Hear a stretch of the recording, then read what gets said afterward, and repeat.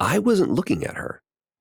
And that's my fault as a scene partner because I should have been in it with her, but I was in my own thing. And she wanted to shake me out of that. And so she said, everyone except for you. And she shoved me. That shove is not in the script. And neither is the fucking except for you, which, and I love Craig points this out. He goes, that's the wrong way to place that word. And that's what makes it so real.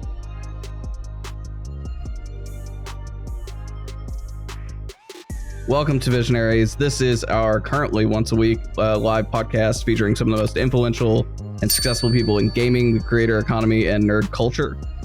We are joined by none other than Troy Baker this week. Troy, we couldn't get anybody else. We got Troy Baker. No. We're super excited to have Troy. We've been planning this for like the past 2.5 weeks. If you somehow aren't familiar with Troy, I'm sure he could start doing voice acting impressions and you'll start recognizing some of them. But yeah, Troy is the voice behind a number of different animes, video games from the God of War franchise. He's played Batman. He's played the Joker and many different things. And notably, this little small character called Joel in The Last of Us. Small game, didn't really do that many numbers, but hey, where is he? And so he is the voice of Joel in The Last of Us Part 1 and The Last of Us Part 2, and played James in The Last of Us Episode 8 on HBO. That was 2 weeks ago. Troy, how you doing? Man, I'm great. It's been a very it feels like a platitude to keep saying surreal. Like it feels like that's just there's got to be a better word in the English language than what I've been using.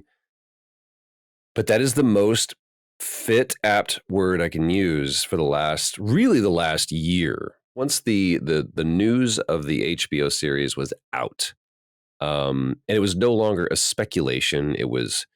We were starting to show pictures from set, and we had a showrunner attached, and it was cast. And so this thing was actually happening as opposed to, will they ever adapt this into, and we saw how long it took for Uncharted to become a thing and all the other adaptations that had preceded it. But to now be on the other side of this, where Sunday we were at Craig Mazin's house, beautiful house, and Neil's there and Ashley's there and Merle is there. And we're watching and we roll credits. And I was like, that's it. That this is the culmination of not just the last 9 weeks, but also the last 2 years of us talking about this show. It's now out in the wild. And I think the thing that I've enjoyed seeing more than anything is, there were millions of people, obviously, that played the first game, millions of people that played the second game. But now there's this whole new group of audience that is aware of this story, that either never had a PlayStation or never pick up a controller of any platform, and now they knew this story. So I have just been, I think it's been the healthiest relationship I've ever had to social media, because it's just been wonderful to see Bella get the praise that they've gotten, Pedro to get the praise that they've gotten. And the crew of the show too. So it's been a very, as reductive as it almost sounds, it's been a very surreal but incredibly wonderful last couple of weeks. Was there an extra layer of fulfillment? Because obviously, for those unfamiliar, originally The Last of Us was set to be a film, and if I'm remembering correctly, Sam Raimi was rumored to be attached to that as well, to be working in some sort of directorial role.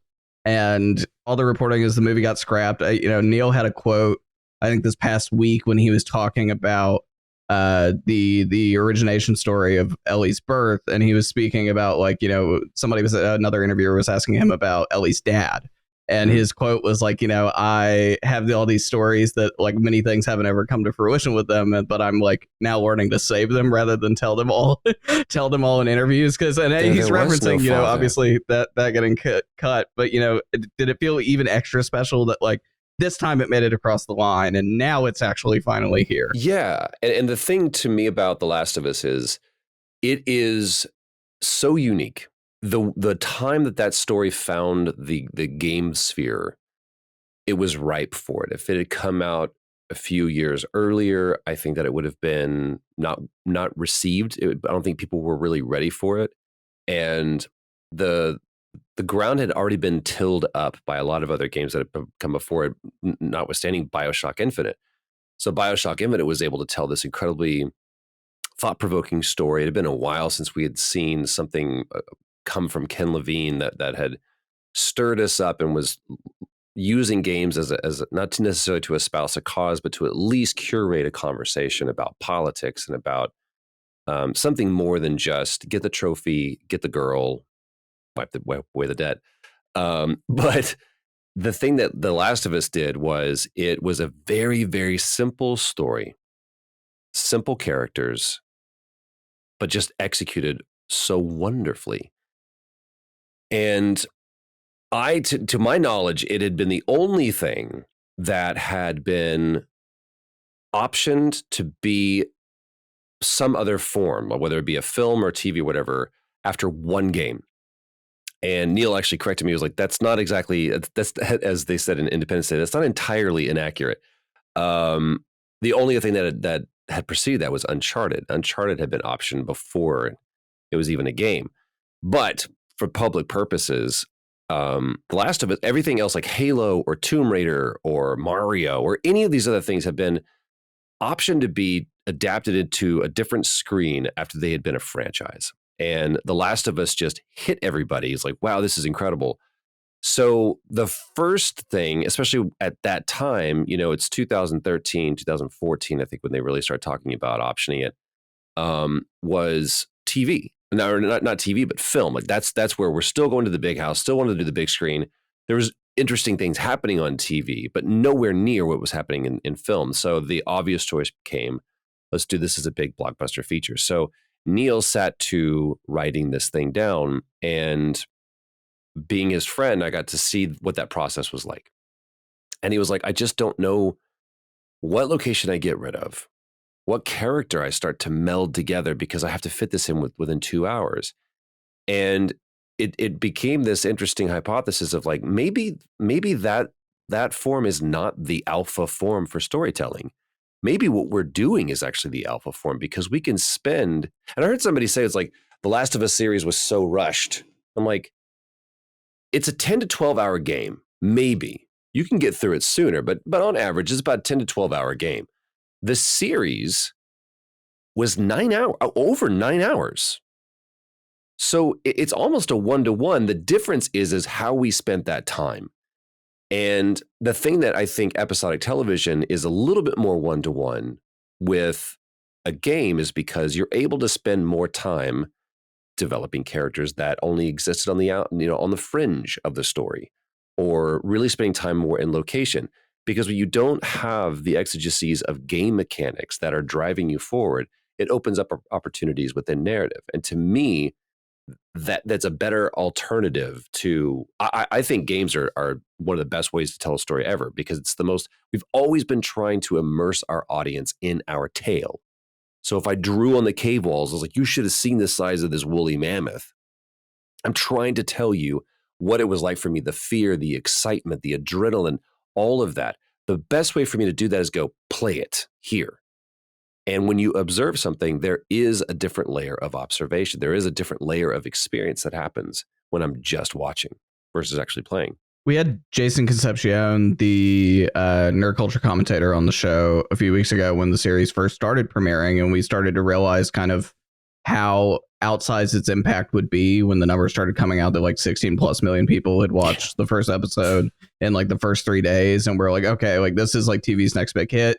It's very meaningful that it's a video game adaptation as well, because video game adaptations, at least the live action ones, have done historically really poorly. Sure. I mean, I think Arcane started to chip away at the mold. The League of Legends series started to chip away. But that's not really at a fair comparison. You know what I mean? Like, right. Arcane isn't really an adaptation. Yeah, and animation too allows you to do kind of more unrealistic stuff that, like there's a sense of realism that goes away when you start playing in the animated world, sure. Right? And so it's kind of hard to adapt certain things. Like League of Legends live action movie probably wouldn't be great. It would probably turn out akin to like the Warcraft movie. World of Warcraft is exactly what I was going exactly. From a few years ago. And so I think it was really special to see The Last of Us kind of break out and break that mold and stay as true to the story as it did as well, with so little changes. But one thing he said that resonated a lot with me, Jason said when he was on the podcast a few weeks ago, was like, the Last of Us game is just barely a game because it's a story on rails in a way, right? Like, it's not like it's an RPG where you change your outcome based on what what you put in. The outcome's the same the entire time, and the action, there is a lot of fun in the action, where you're creeping around, and like the museum scene, for example, you're trying to like creep around and avoid the clickers, right? And and if you get spotted, you have to duke it out. And I thought that was really interesting to think about it that way, and how it lends itself, the way the game was built, even in more than a decade ago, lends itself to the narrative features that the show became ultimately. Neil does such a better job of conveying what this is, but the thesis of The Last of Us was so simple. It was that at some point, this character that you play at was going to become incapacitated, and the person that he was caring for is now going to be thrust into the position of being the protector. And what does that look like? So knowing that's where this story goes, like that's how do we get to that being an earned moment, kind of shoots out in both directions as far as what precedes that and then also what follows it. So to me, most people, and Ken Levine talks about this as well, as far as like, what is the experience you're trying to craft? And I had a friend of mine tell me with games, he was like, what are the verbs? Are you running, jumping, shooting, driving, flying? What are the verbs? What am I doing inside of your game? And I think a lot of people, and not erroneously, I think it's a great thing to do this, to create lore, to create a world in which you can occupy. But one of my favorite stories of a pitch ever is David Milch going into HBO. And David Milch says, I have the best pitch that has ever been given in the history of pitches. And he walks in and he gives this pitch to the president of HBO and all of the execs for a show about 2 Roman centurion guards in the time of Nero that are watching as their entire culture is shifting from essentially Old Testament to New Testament. It's like, what happened after this Christ figure shows up and rocks that entire empire? And so he gives this pitch, and the president of HBO goes, wow, that's a great pitch. Dave Milch says, I know. And the president says, we just bought a show about Rome. And so in the room, David Milch goes, well, what if we made it a Western? And that's how Deadwood was born. Because David Milch understood what the foundation of the story was. The commerce was such that the currency could change. And that, to me, is the challenge that is put to every storyteller, regardless of what function you're going to perform. Whether you're an actor, a director, a writer, a cinematographer, you're a storyteller. So how can you adapt your currency to whatever the commerce is? We're going to take some audience questions towards the end. I know we have a lot of people here who are interested before we get there in about 25 minutes or so. If you want to submit them, you can do so using hashtag Visionaries podcast. My team will reach out to you, and if you are choosing to come up, you can come up and ask Troy your question towards the end. I want to rewind a little bit. I think we're both like really excited to talk about the series and its success. Sure. I want to start asking you a little bit though about kind of your career, and also too though getting involved in this game. Naughty Dog had been successful with the Uncharted series, and they had done some other dev, but this was like such a big swing for them. And I've heard Neil talk about this a lot in interviews, and other people from Naughty Dog talk about how Last of Us Part 1 in 2013 was such a big swing, and it was a big chance because it was so different at the time. Obviously, I think it changed the gaming industry for the future and how people think about games, which we were just talking about a little bit. And I want to ask about you getting involved in the first place and the kind of your expectations of what it would do and how it would perform. And then we can talk a little bit about kind of, playing the actual role itself. But like, what were your expectations when you first got this pitch, met with, and got the role to be Joel? I love telling this story. I was a massive fan of Uncharted, especially Uncharted 2. But I remember the first time I played Uncharted, I was doing this really, really bad, low budget indie movie in Dallas. And I was staying in a hotel. And the only solace that I had, my friend Kyle Richards, who was one of the first people who ever employed me, took mercy on me and said, here, take my PlayStation, and I want you to play this game called Uncharted. And I played it, and I was like, that's what I want to do. This is the game that I've been waiting to play. And I had even just right before then had played Assassin's Creed. And Assassin's Creed was great. I loved that experience. It never to me was repetitive. It never got old to jump off of a building and drive your dagger into the back of some guy's neck. I loved it. Never, ever, ever got old. But there was something about Uncharted and specifically about the performances. I was like, man, this feels so grounded. It feels so real. I feel like I'm with them. And then along comes Uncharted 2 and blows that out of the water to me. It was the popcorn blockbuster pulpy action thing that I've always wanted to play. And at that time, I had just started making my transition into LA. And so I found out that they were doing, I think they were doing ADR for maybe even Uncharted 3 at that point. And I kind of at this studio right next door, like there's two booths in the same studio. And I kind of like popped my head in there and I was just like, hi, I'm a new kid. And they're like, get out of here, kid. You're not supposed to do letters. All I wanted to do was just be one of the guys that Nate Drake killed. And my agent, it was Christmas or Thanksgiving, right before Thanksgiving holiday. And my agent sends me these sides and they go, I got you an audition for the new Naughty Dog game. And I was like, holy shit, this is it. This is my break. And I open up the sides and I look at the character. I'm like, I can't read for this. Look at me. I'm too young. I'm not the body type. This is not, I'm going to play like I just played like, Snow and Final Fantasy. I'm like, I'm not going to play this dude. There's no way. But I wanted to get in with them. So I show up to the audition and it's at Culver Stages and that's now gone. And there was a production office that was off to the right of the sound stage that housed the mocap volume that we would be shooting on. And I walk in and I immediately clock the person that was on the page for the character description. Some version of that is sitting in every chair in the waiting room. And I'm like, I'm 100% not going to get this. And it's embarrassing for me to be here. And there's a sign-in sheet when you walk in to let the casting director know you've made your appointment and that you're ready to be seen. And I was like, if I don't sign this, there's no proof that I was ever here. And I did this all the time. I would just not show up for auditions. And my agent would go, do you go to that thing? I was like, nah, I didn't go. And I literally was like, I'm going to leave now. And I put my hand on the door behind me. I'm just going to like quickly make my ninja exit. And as I'm turning to open the door, a casting director goes, good, Troy, you're here. And I went, yep, I am. She was like, they're ready for you. So she escorts me in, and all the way out on the other side of this is the panel of judges that are going to determine my fate. And I went and I did my audition. And the thing that was different was that I saw Ashley. She was kind of pacing off to the side. And I was like, she looks like she's having a really tough time. And so I walked in and I was like, can I give you a hug? She was like, yes. And I gave her a hug and we went in for the scene and it just clicked.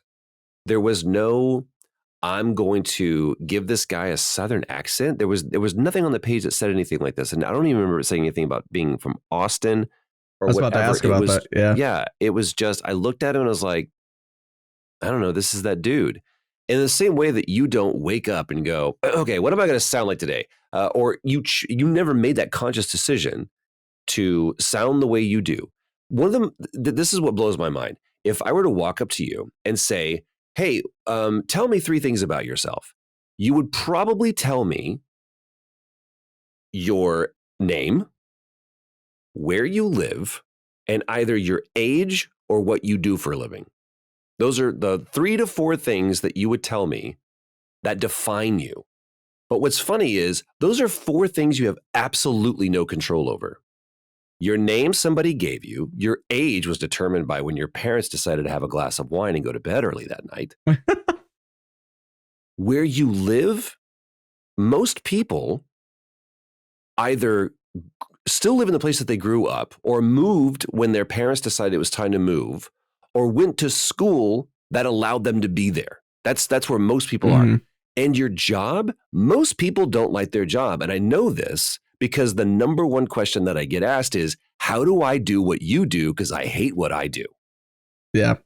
So it's so interesting to me that the things that we choose to plant our identity on are things that are completely outside of our control, especially for gamers who it's all about control. I'm really getting off. But long story short, I get the gig.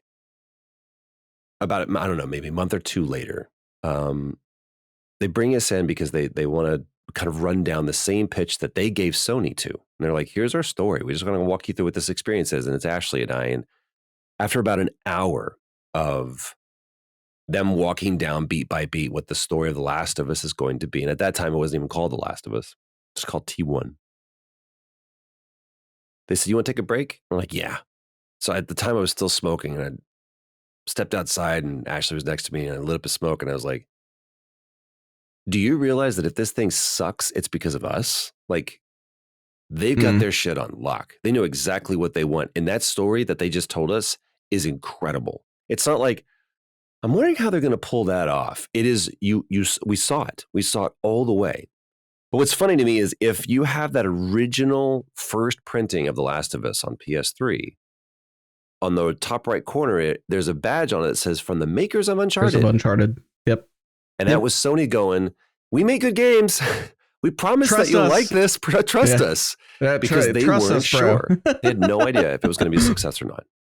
Yeah. Yeah. And now it's been a kingmaker, right? Like it's been remastered twice now, once for the PlayStation 4, again for the PlayStation 5. It's coming to PC here shortly, right? Like it's had quite its lifespan, and it's impressive. I think, yeah, the series is going to have a whole bunch of new people that are going to play it for the first time. I think like sales have already. It was so funny. Somebody was talking about how it jumped back up into the, GTA 5 will just forever be in the top 10 forever. But then there's, other games that are new releases or whatever. But yeah, the fact that the series kicked off The Last of Us again into the top 10 of people going, all right, finally, I'll play it. And I am excited, just like in the same way that the show is coming to a new platform with HBO. There's a whole, the master race is finally going to discover what this game is all about. I can't wait to play it on my Steam Deck. Like I play my Steam Deck probably more than I do anything else, just because I've been traveling so much. Or last year I spent like half of the year away from home. And so I depend on this thing to be like, give me a console experience. I'm not going to lug a PS5 with me. Because if that thing broke, and not only that, I just don't have to set it up in a hotel room. I just don't want to do that. You should get the. I'm friends with Xavier Woods, the professional wrestler, and he's tried to get me like 3 times now to buy like this briefcase that holds your console in the briefcase, and it has a screen. He's like, Jacob, trying to get me sold on this so many times. I barely get on the plane with the allotment they give. They're like, sir, you can have that many pieces of luggage, but how dare you? You should be ashamed of yourself. I'm like, well, I don't have the right shoes. Anyway, continue with the questions. This is a great conversation. You mentioned in that answer, and I was going to follow up on this. You've said before that at least to your like recollection, there was no note that Joel was Texan. And obviously you're from Dallas originally. And so I was going to ask more broadly, are there other things that were taken from Troy Baker, the person, other than your like facial emotions, etc., from mocap? Are there other things that were taken from Troy Baker, the person, that are in Joel, the character? Yeah. And this is something that, especially because of the show and also the remasters and everything that are coming out. Neil and I talk about this all the time. Like it's our favorite thing to talk about. But the fact that Joel wanted to be a singer, that was something. Neil has been incredibly gracious, and there's so much about who Joel and who Ellie is that were informed by a very collaborative process. Like Neil was gracious enough to let us both in and have some real authorship with these characters. One of my favorites is one of the first things we ever did, but it's called the truck ambush scene. And it's when Joel and Ellie crash into the laundromat and they have this big fight with the hunters. And Ashley actually pushed back on Neil and said, I don't think, Joel's doing all this fight, but I think that she would fight. And I don't think that she would be giving in as much. And that whole sequence where she's like kicking the guy in the face, that was Ashley saying, this is what this needs to be. And that's when Ellie started to change, and we got to see who Ellie really was. And that's 100% the fingerprint of Ashley Johnson. One of my favorite scenes in the entire game is the ranch house scene where Ellie runs away in our game. Ellie runs away and says, "This is what they really cared about." And she says, "Everyone that I've ever cared for has left me. Everyone fucking except for you." Except for And you. Oh my god! And Bella did it that's so well too. Like the but that's recreation Ashley. of Ashley's emotions too. Yep. Well, it's that so good. In the script, it was originally, "Everyone that I've ever cared for has left me except for you." That's the line. And we had shot this scene a couple of times, and it felt okay, felt good, but it just wasn't clicking, and we knew it. And I asked if we could take a break. If I could say, "Can we take 5?" And Neil goes, "Take 10." And we come back, and he goes, "No notes. I just want to see what you do." And Ashley does this thing where she just wants to shake it up. And the way that she did that is, I wasn't looking at her. And that's my fault as a scene partner, because I should have been in it with her, but I was in my own thing. And she wanted to shake me out of that. And so she said, "Everyone, fuck except for you." And she shoved me. That shove is not in the script. And neither is the fucking except for you, which, and I love Craig points this out. He goes, "That's the wrong way to place that word. And that's what makes it so real." It's those kind of moments. It's that baby girl is not something that was scripted. That was something Texan that was just to the core. Texan to the core. You just say that. And Neil being able to go, "Oh, that's something that we can now use as an anchor point." That's the brilliance of a writer, not someone who writes Baby Girl, but someone who hears an accident or hears just something that's thrown away and goes, "Now I can plant something on that." So this whole thing has been collaborative, and Last of Us Part 2 very much was the same way. It's like, we really have these thoughtful conversations about, we know who these characters are now. Where are they going? How do we wrestle with this decision? What feels the most honest? And it wasn't haphazard. Like, everything that we talked about was the result of hours upon hours upon hours upon hours, or years of conversations. Yeah, that's super crucial. And I think that that groundwork, both to you and to Ashley and to everybody else who worked on the original game, that groundwork is so foundational in this series that, like, I think you only truly appreciate it. If you're listening to this and you haven't played the game, go play the game, because I think it really, like, makes you have an even further appreciation for the series in its own way.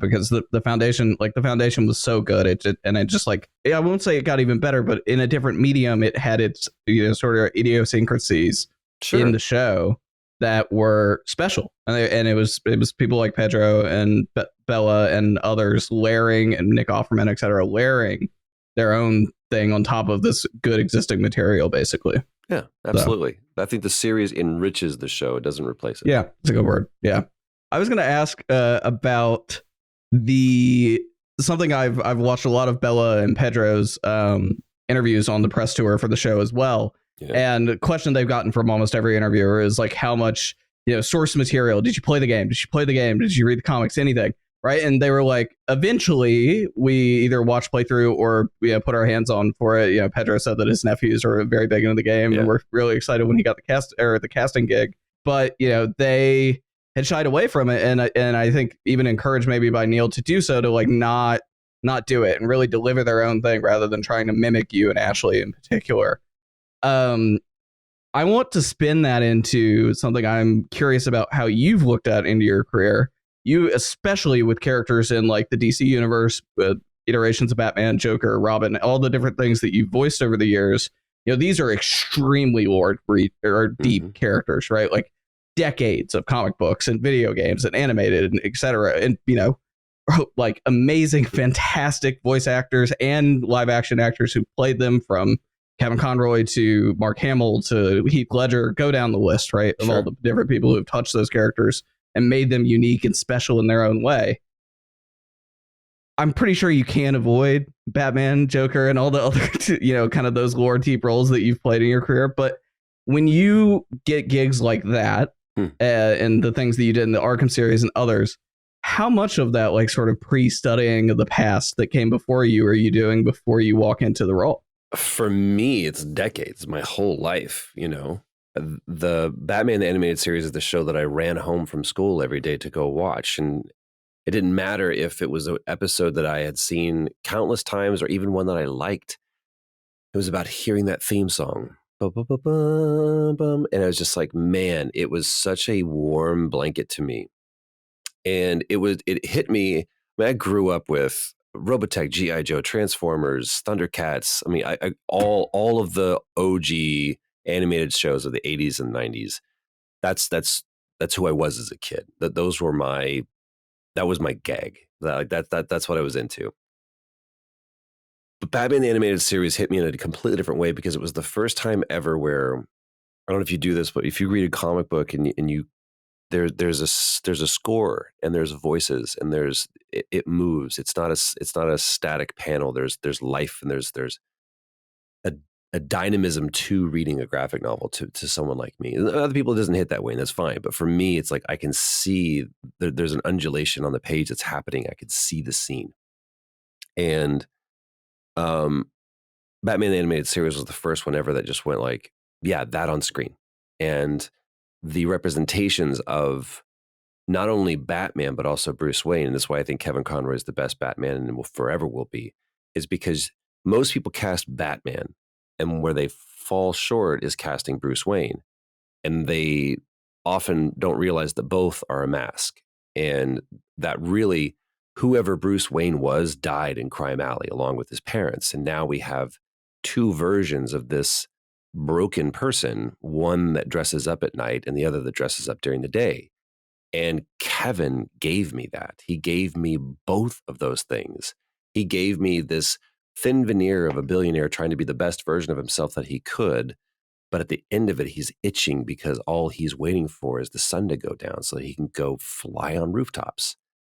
And in the same way, you've got Mark Hamill, who was like, yep, even more. I mean, I watched Batman 66, so I knew Cesar Romero, but that wasn't the Joker to me. That was Cesar Romero. That was a guy that never shaved a mustache for some reason, just put makeup on it.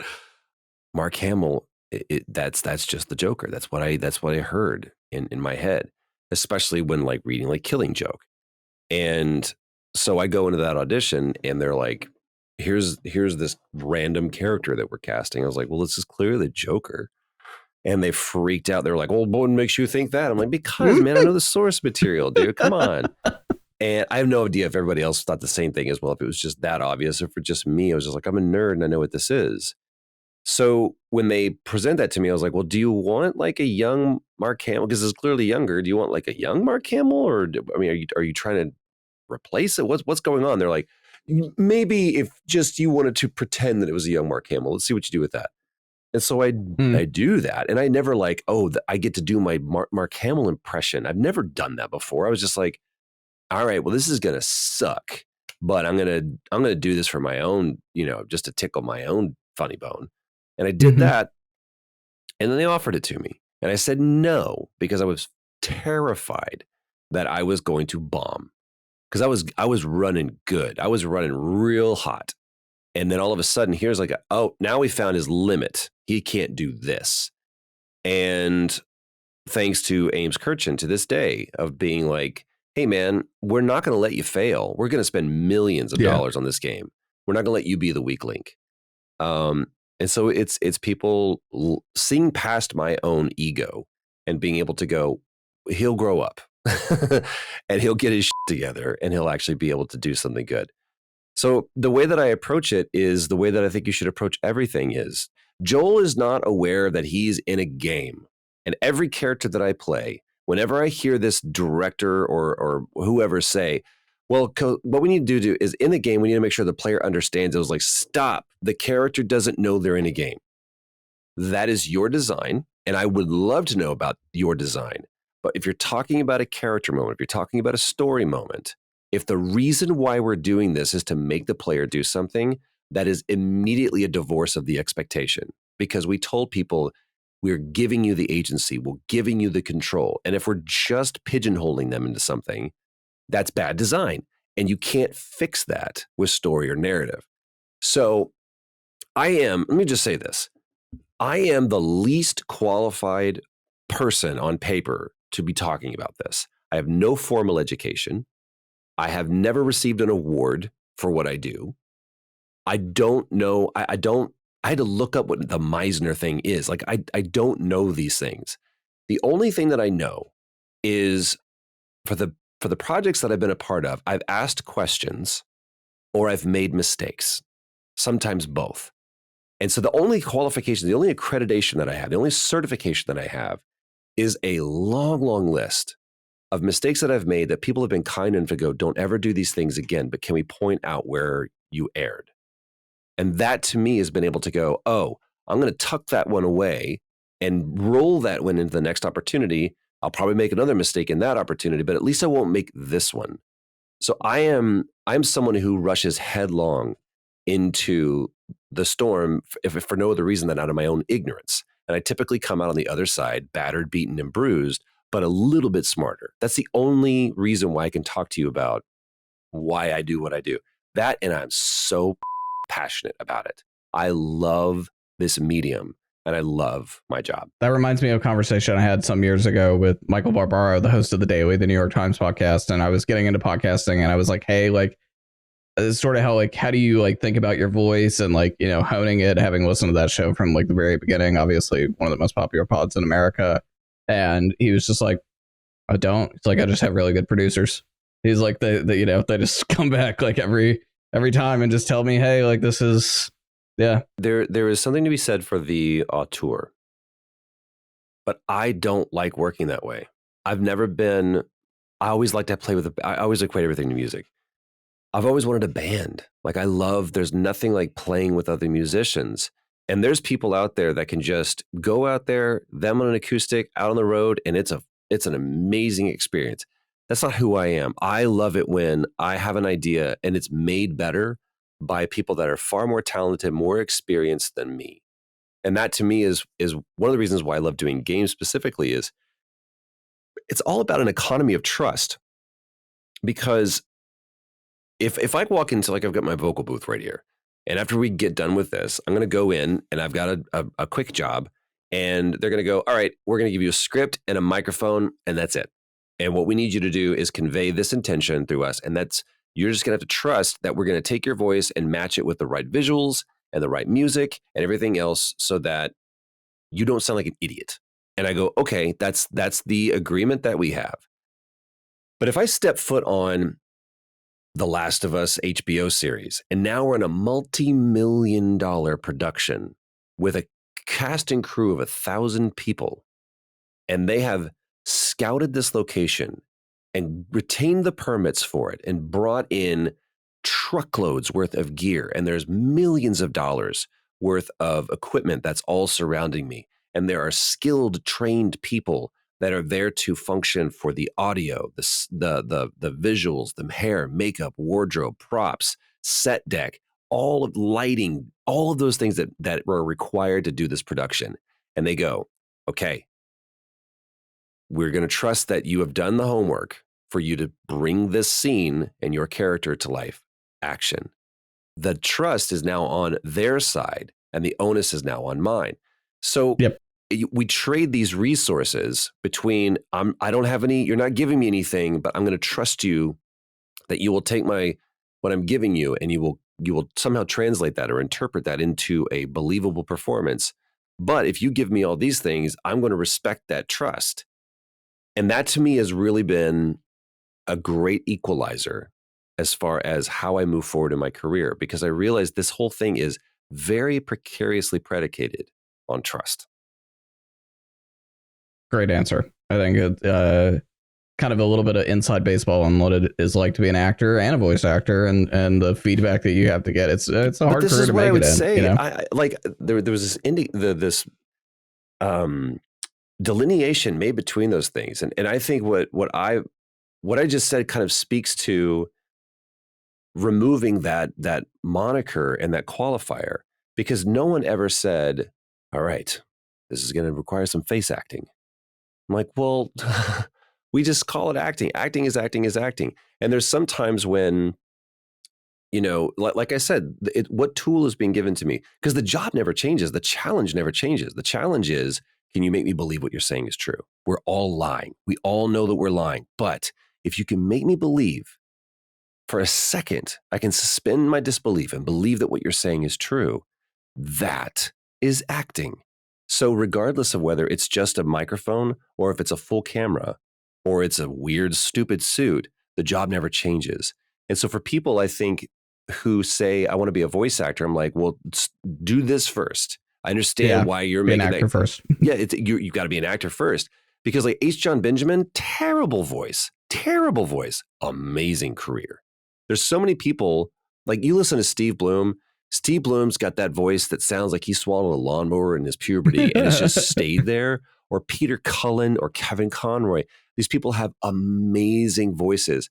But I think a lot of times, even subconsciously, what I've seen people do is try to put themselves in a place. I did this where it's like, oh, my Batman is me trying to sound like Kevin Conroy. It's because, and my Mark Hamill or my Joker is me trying to sound like Mark Hamill just because that's what I always believed. That's what it's supposed to sound like. It's not even intentional. It's just, that's what it sounds like to me. But if I limit myself to a template that I have somehow arbitrarily created based upon some previous existing version of this, I'm limiting the Heath Ledger-ness of this is waiting for someone to be out there, not for the Joker, but for whatever character you walk into. So to me, it's about the voice. No, it's not. It has nothing to do with the voice. What if it's Ian McShane walking into Deadwood and that character is supposed to be this tall, imposing character when it's this Faustian person that walks in and goes, this is who the character is. It's being able to do that I think is those are the stories that we all are regaled by. And we're like, oh, I want to do that. Then do it. Show up to the audition and stop worrying about what you look like or what you sound like. And it's who is the character? Because that, at the end of the day, that's who they want to see. They don't want to be impressed by a cool voice or a pretty face. You're making me like instantly, and I'm finishing it up, watching it right now through my surgery or through my arm recovery, watching Better Call Saul, and Giancarlo Esposito is that like, oh my God, like you could, if you would have seen him before he was cast as Gus Fring in Breaking Bad, like you would not have thought the character became what it became. Yeah. Watch The Usual Suspects, and he plays the cop who's doing the investigation and putting it all together. He is like this. I don't even know what he smokes in those things. It's like the brown cigarillos that Bono thinks he's cool and smokes. But that is such a different far cry from Gus Fring. And then he now has this thing where he has this stateliness about him now. But if you watch him in his early career, man, he's this wiry, like street smart dude. And that's what people want to see. They want to be able to. I love Gary Oldman because tell me what kind of actor Gary Oldman is. How do you play Sid Vicious and Dracula? It's like how do you do that? And that to me is the epitome of an actor. It's not about being like Daniel Day-Lewis or watch me like I'm going to disappear inside my roles. Like that's cool. That's great. Or one of my favorite things that I think about this all the time. Steven Soderbergh movie called Solaris. It's a remake of a 70s movie, starring George Clooney. It's a great psychological movie, sci-fi-ish. But in the behind the scenes, George Clooney is like, their cameras on him and they're getting ready. It's like, and speed. And they slayed in everything. And he's over here goofing. It's like, and action. And he drops in.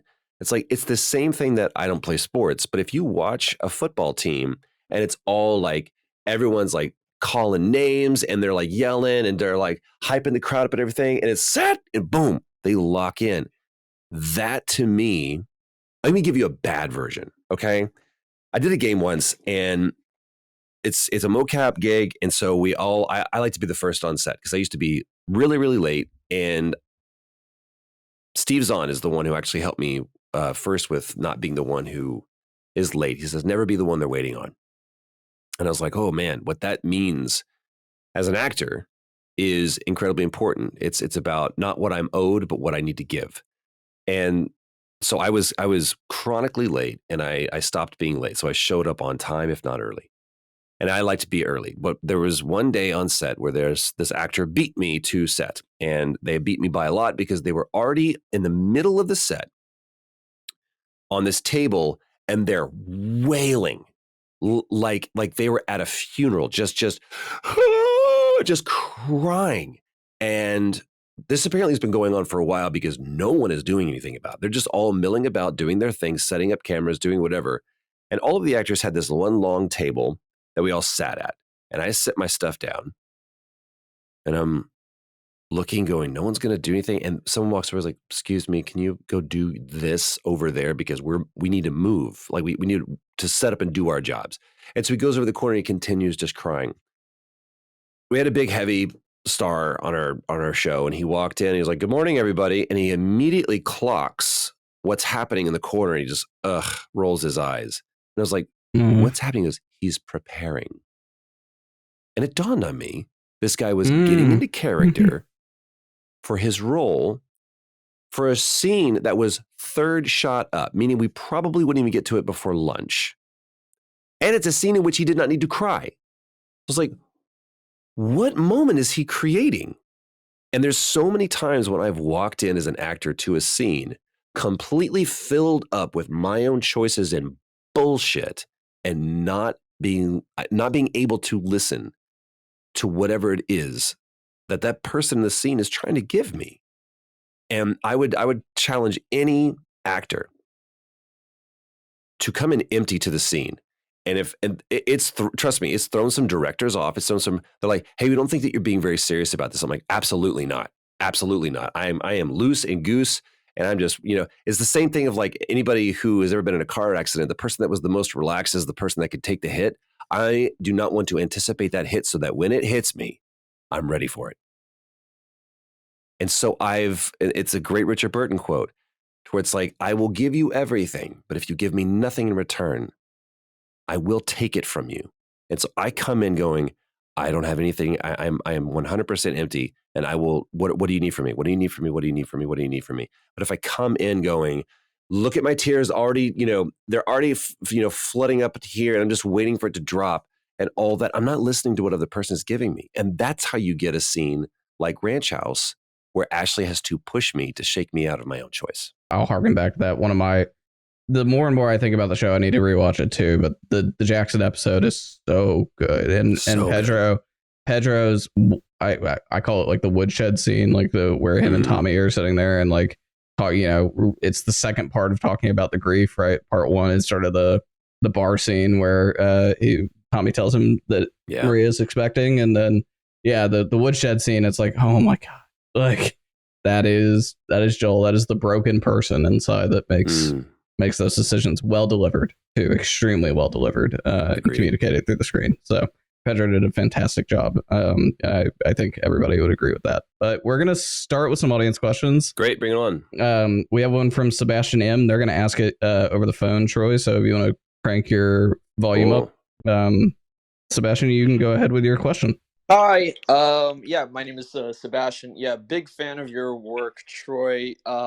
My question is, from your expansive resume, is there a character that you really want to revisit, or a character that you feel like you haven't explored enough and would want to get back into that role like soon enough? And if there is a character, what aspect of that character do you want to explore like next with it? Man, great question. There are characters that I have played that I think about all the time, Joel being one of them. I feel like we have told Joel's story, and that I think there's more stories to be told within. Clearly, that's what the show told us or showed us, is that there's more stories to be explored within The Last of Us. But every time I think about more stuff with Joel, I'm like, he's good. He's good. But I find myself thinking about him all the time. I think that I half joking, but it's become my go-to answer. The two graphic novels that I grew up reading were Batman and Daredevil. And so I kind of balanced myself out with the DC and the Marvel side. But for me, the reason why I loved Daredevil so much is because one of the beautiful things that Stan Lee did was about turning tragedy into triumph and being able to say, yes, this happened to you, but look what can come out of it. And every character, so I think someone put it best, that DC is about man or God becoming man, and Marvel is man becoming God. And if you look at what happens to Matt Murdock, it is he loses his father and is not in a great, he's the antithesis of the Bruce Wayne, but they experience the same tragedy. And what does he do with it? He overcomes it. He uses it. It becomes something that is his greatest strength and not his biggest weakness. But he doesn't just rely on that. He still goes to school and he still fights crime, but he does it as a lawyer and he does it pro bono. And I was like, man, what a great concept. But the reason why I think about that character a lot is because I want to see that. We've seen him in like in Marvel versus Capcom and stuff like that, but I want to see that in a game. Because the reason why we play games is because that character can do something that I can't. What happens when I can do something that the character can't? What kind of relationship can I create with the player? Can I make you care about Matt Murdock in a completely different way? So the Daredevil game is definitely something that I would love to want to do. And I don't know if that means, maybe I'm too old to play him. I have no idea. I mean, Yuri Lowenthal proved that he could play Spider-Man. So maybe with a great stuntman, you can do anything. But even if it's not something that as an actor I play, maybe that's an opportunity for me to direct the performances of that game and to team up with a really good studio that has a great animation director and a great cinematics director. And we can work together to tell a different story than what they've told even with the Netflix series. Because I think Charlie Cox and what he did with that character was just amazing. But yeah, man, I think the goal is if you're an actor, I would put this challenge to you is to constantly be thinking about that character and what they're doing, what they're thinking outside of the scenes that you are given. Because if you know what they had for and the bullshitty kind of thing that they teach you, well, what do they have for breakfast? Well, if you're the guy that's bringing the glass of water, it doesn't really matter. But we see with Joel, what he had for breakfast was a very important decision. So whether that's explicit or not, being able to understand what it's like to be in the shoes of that person for the minor decisions does help when you have to make the major ones. Thank you for that question, dude. Thanks so much. I think you owe a call to Bill Roseman at Marvel Games. Oh, dude, trust me, Bill's so annoyed by me. I'm always like, Bill. He was like, not yet. Jeez, calm down. It's like after Wolverine, you're up next, Troy. Call your buddies at Sony. I'm so excited for that game too, man. We haven't seen anything, but just from someone who X-Men was another go-to for me. I trust that studio as well, so that would be. I'm excited for that one for sure. And they crushed Spider-Man and Miles Morales, so we'll see what they do with Wolverine. Oh, it was great. Actually, what's following up next? Yeah, that I was going to say that game series too, the Spider-Man series, on the back of Arkham in a way. Arkham was very genre defining in its own way. The Spider-Man games in the early 2000s were fantastic. Arkham layered on them, and then the new Spider-Man games layers on top of Arkham. So I liked the PS2 game. I was one of those. Oh guys. Yeah, I did too. Yeah, I think I played it on GameCube originally, which was an interesting. PS2. Yeah. But same game. Tunnels was my favorite. I just had bad cameras. So cool. The next question is from AJ, your humble VA. This question is for Troy. Was there a funny blooper during development of The Last of Us that still sticks with you to this day? Bro, have you not seen the alternate ending? If you haven't, which is great because we got to Carolyn Strauss, who's the producer for the HBO show, trying to explain that to her she was like, I don't understand. I was like, maybe we should just watch the show and then we can show you. So there's this very, very briefly, you should Google it though. When we're doing the hospital scene and Joel comes bursting through the door and he points the gun at the doctor and you have the opportunity to either have mercy on the nurses or shoot them. I kept dropping my gun. Like I would come in and I would grab the actor and it was like, I kept dropping my gun. And so we finally got a take that was good. And Neil goes, I want to go one more time. No matter what happens, even if you drop the gun, just keep going. I was like, okay. He goes, just don't stop. I'm like, I got it. He goes, no matter what. I was like, dude, I got it. And so we come in and I do keep my gun and I pointed at Merle and Merle starts singing. And as goofy as that sounds, Merle Dandridge is a Broadway star. She was in Rent, and her voice is like the trumpet of Gabriel. It is so powerful. And it's just like, whoa. And so they thought she would just start singing and we would all crack up and that would be it. No. I've never taken an improv class, but I was like, I can be goofy too and I can dance. And so we did this completely improv, ad-libbed musical ending to when Joel is pulling Ellie out of the hospital. So if you haven't seen it, you owe it to yourself. But that was one of the few moments because it wasn't like, oh, there's just, laughs galore happening while we're filming The Last of Us. But all of us would look back and go, man, we had a time of our lives filming part one. We felt like we were being dangerous and we felt like it was all new. The challenge comes when you do have this modicum of success. And Neil was very helpful with me going, don't think about that. Because I would be like, well, now people are aware and aren't people going to think about this? And it's like, Joel doesn't think about any of those things. Don't worry about it. And it's not about, there can be this, I think it's Heisenberg's uncertainty principle that the nature of something is changed by the very fact that it's being observed.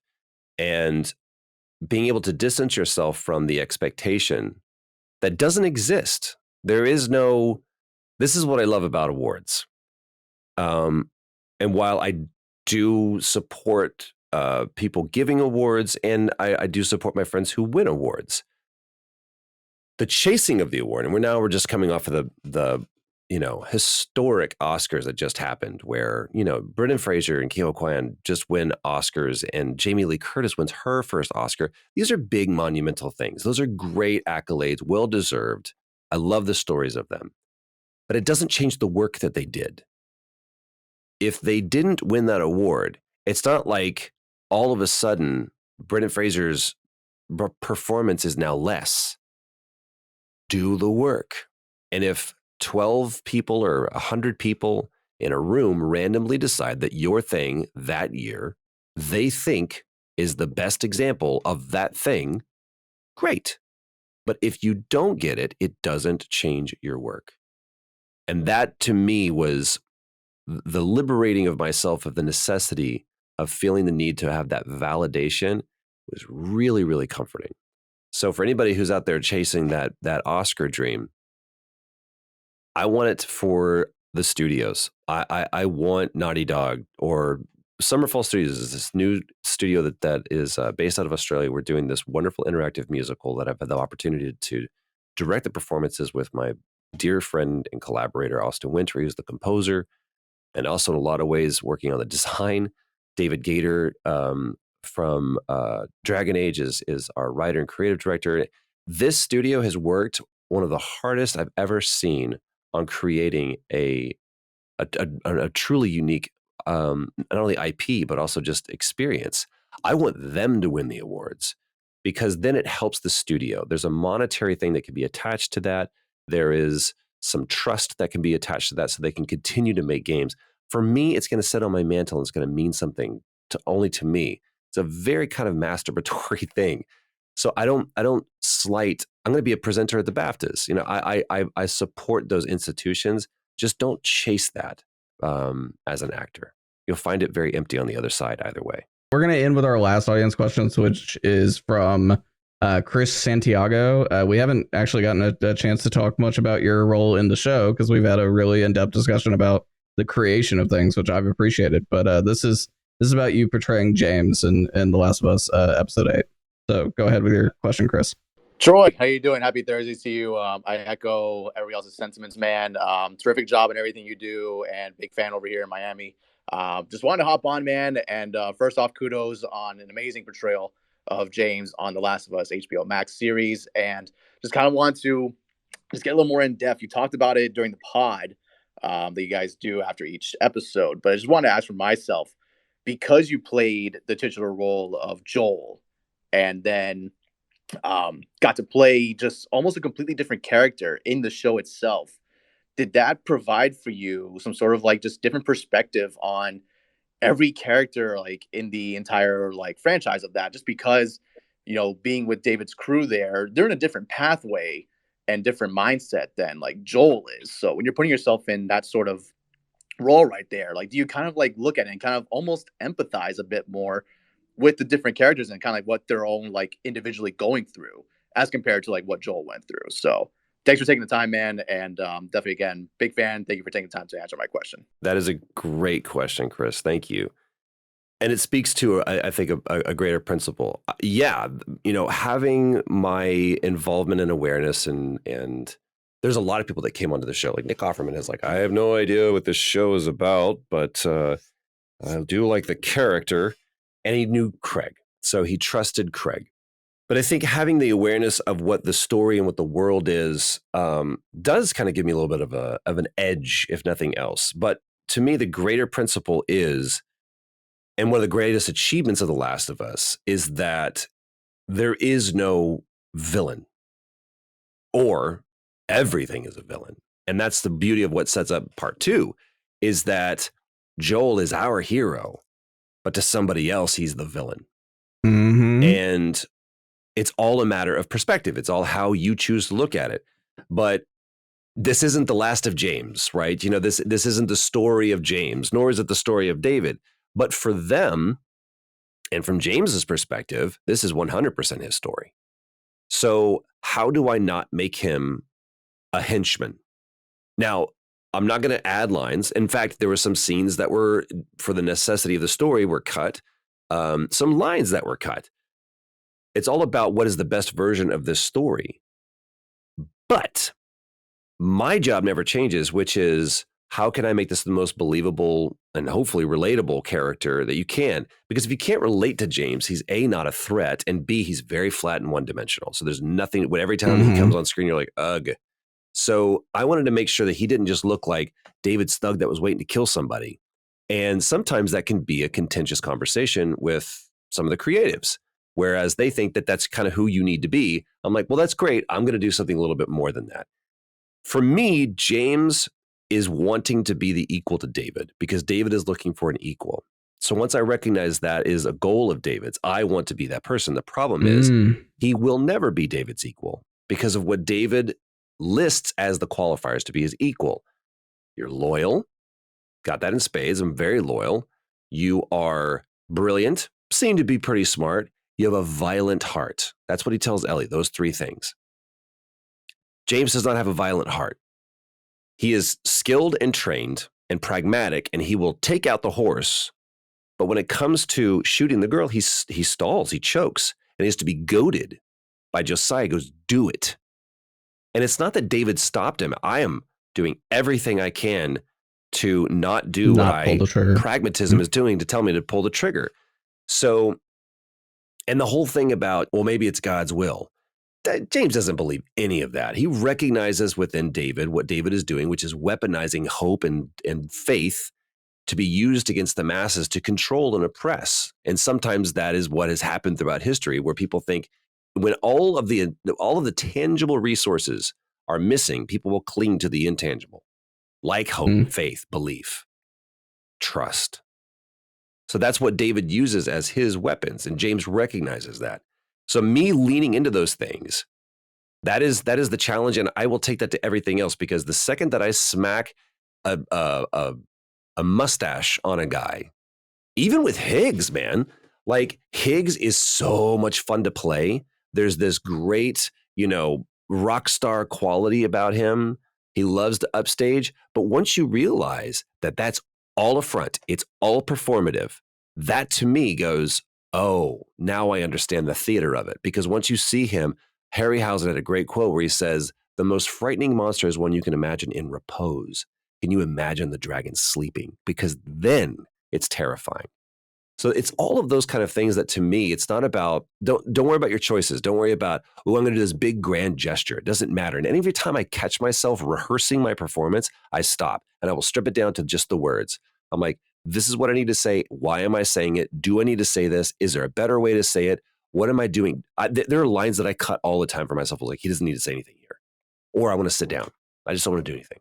That to me is far more of a statement than by walking around chewing scenery, even if it's a character that chews the scenery. So there's always something to be said for realizing that whether your character is in the story posed as a hero or a villain, the latter never exists. The former will always be there. And it's how can you be the hero of your own story, even if that means that the hero of ours is your villain. That's a great answer. Yeah, I think perspective is everything. 100%. And yeah, I think that's what was one of the coolest parts about this show, is being able to have different perspective. Whether I mean, I love episode 3. I love the Offerman the Offerman episode, and I think he's too. And Murray Bartlett. It's a two-hander for sure.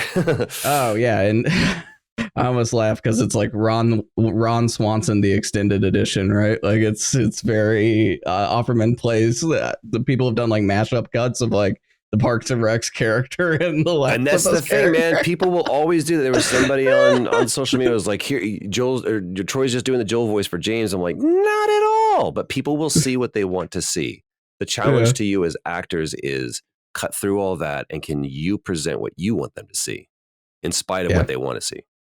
Yeah, I still listen to on Spotify on the soundtrack the Offerman version of that song, because it's he's like, I'm not a good singer, I just sing confidently, like 100%. And what's funny is that Murray is an accomplished pianist, a great singer. and he's playing like a dingus, like playing like a goofball, even though he's so good.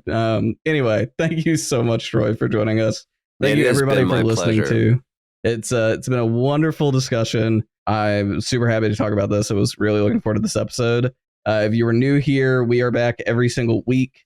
So follow the at Overcome account. We've had some really, really talented people on this podcast before, including Ludwig Ogren, Anthony Fantano, many other people from the music, acting, and gaming industry over time. So we're thankful to Troy to join our illustrious list of guests.